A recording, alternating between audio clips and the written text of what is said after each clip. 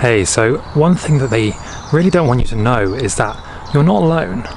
If you think of everything that's going on now, with people realizing things and researching and waking up to these kind of concepts that have really been hidden from us for a long time, it's easy to think that you're alone and that you're just kind of going crazy. And it's been designed that way. If you look at the algorithms, they're designed to hide certain bits of information from you, to censor certain things. A good example of this, if you try and Google certain things on Google, and then if you search the same things on things like Yandex, Bing, well, not so much not Bing anymore, but like Firebase and like a few other search engines, you'll notice that these search results are vastly different. And more than that, so with Google specifically, first they manipulate what they suggest. So you type in a certain keyword, they'll suggest a bunch of stuff.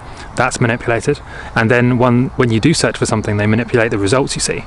So they're actually shaping in this way. They're shaping what you're able to search for and what you're able to therefore think. And it's been done this way on many platforms to make you think that when you question things like, the injections or the digital passports or any of the agendas they're trying to bring in, when you question those things, the algorithms are designed to make you think that you're the only one questioning them, when that's just absolutely not the case. And luckily the comments sections have been quite funny recently, in the last few months specifically, but really the last year, you've seen a massive increase in the amount of comment in these places, specifically YouTube and places where people are just commenting what they actually think, and they're actually starting to question the narrative. You're seeing huge channels like Russell Brand even has been talking more and more about the things that we're learning now, the things that are coming out, the narratives that are just they're simply not true. The things they told us 2 years ago, 3 years ago, and even a few months ago are just coming out day by day now as just not being true, as just being a plain lie or a fallacy. And you're seeing big channels talking about this now. They can't suppress that for very long. There's an effect known as the Thestreisand effect. And basically what it means is that the more you try and suppress something and censor something, the more you create a subconscious desire for that information. Like, let's say if it's a classic example of reverse psychology. If you see a video that says don't click, the chances are you're going to click on it because you're really curious what it says.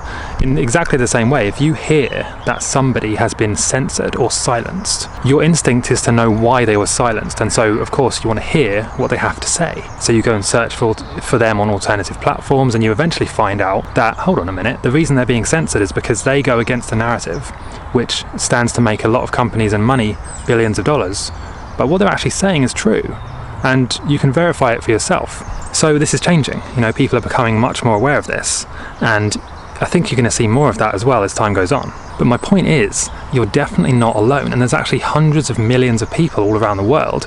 I mean, let's take the protests, for example. Unless you've been living in a box, you must have seen clips or pictures of protests all around the world against the mandates, specifically the COVID passes, but really against the whole package of mandates and restrictions that have been brought upon us, basically, that have been imposed on us without really any kind of vote and without any concern for morality or even science, purely based on the opinions of a few key individuals who it's been shown, like for example Fauci and Gates and all of these other characters in this theatre. It's been shown that they have alternative interests, they have agendas and reasons for pushing this stuff. It's not based on science, and it's certainly not based on health or anything that they're telling you it's based on. And so you've probably seen the protests, right? I mean, there's been tens of millions of people, gathering, marching, protesting against this stuff. Now, while I don't personally advocate for physical protesting as such, and I've made another video about why, I still think it's useful, and it's certainly an interesting kind of indicator of how people are feeling about this. People don't want this. People don't want to be restricted and have mandates imposed upon them from pharmaceutical companies. I mean, this is unheard of, this is absolutely new territory that we're in here, especially when it's been shown that what they're saying about these things, these injections, is simply not true. It doesn't offer the protection that they're saying it does. And in fact, in many cases, it offers the opposite. And there's many, many studies coming out to show this now, including, by the way, their own data.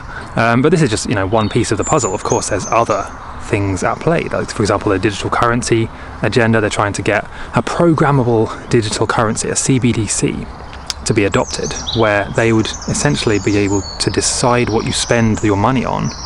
And if you don't play ball, it'd be like social credit system in China. If you don't play ball, they stop you being able to buy things or restrict your travel or whatever other thing they can dream up in their little World Economic Forum lab. But the point is, you're not alone in questioning this, and it's specifically the restrictions and who's making the restrictions and why. Lots of people are asking these questions. You're seeing Russell Brand, like I said, talk about this stuff.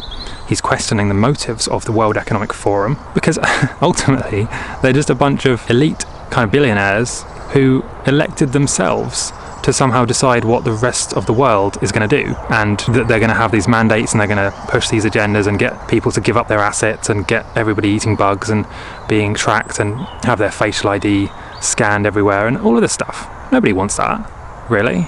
Nobody actually wants to do that, and certainly nobody's voted for it. So that's it, really. I mean, if you find this useful, leave a comment, let me know what you think, and I'll see you next time.